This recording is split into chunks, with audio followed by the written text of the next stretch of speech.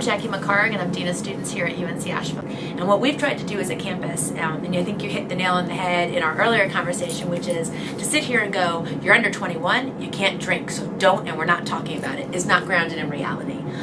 Schools who take that approach really have a high risk of students either hiding their behavior to the point that it can cost students their lives, or just being so rebellious that it can cost students their lives. Where we acknowledge here that part of transition into a college setting is we know students are going to test boundaries. Let's say a few students are in their room watching a ball game and they've got some beer out there and they might just be a little too loud. When that gets confronted, we commonly are not going to call campus police. That's going to be something the RA navigates. They're going to ask, if they see the alcohol when they enter the room, they're going to remind students of the policy and ask to see their IDs. Let them know that there's likely been a violation of the policy because most of our students are under 21, and then talk to them a little bit about what happens in that process, which is they'll meet with their community director, and if they're found responsible or accept responsibility, they'll be assigned some sanctions which they will be required to complete, and things like that. So that can be a minor incident. If there's a situation like I discussed where, let's say, you have a friend who they've drunk more than they normally would and they're very sick, and you're beginning to get concerned about them because they might be going in and out of consciousness, and we get called, we're likely going to just monitor them to see if their BAC is going up or down.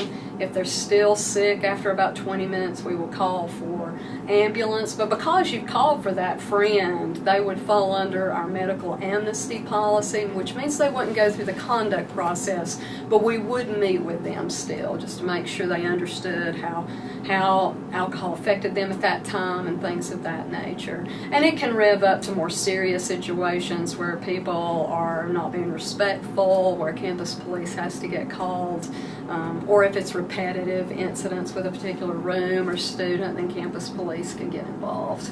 But we're always trying to be respectful and treat students with dignity and make sure that they understand what next steps are taking place.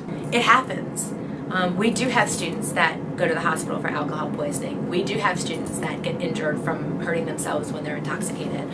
We know the link between substance use and sexual violence.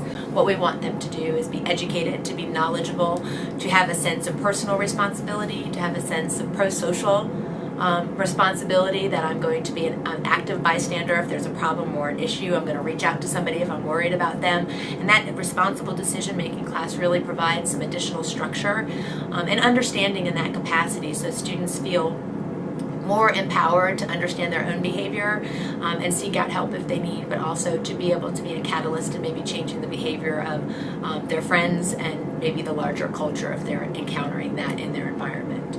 I believe we should start alcohol education at a younger age, because in this day and age we are exposed to it in a younger age. We're exposed to it in high school and in some cases in middle school. Without knowing the consequences that come with alcohol, we can end up in situations such as unplanned pregnancy, unprotected sex, or rape instances.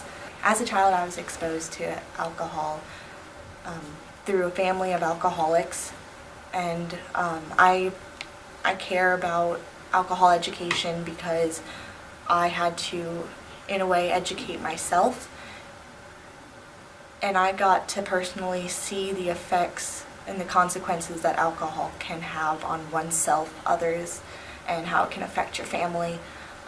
Because of my experiences, I believe that I have come away with a greater knowledge about alcohol and drinking responsibly.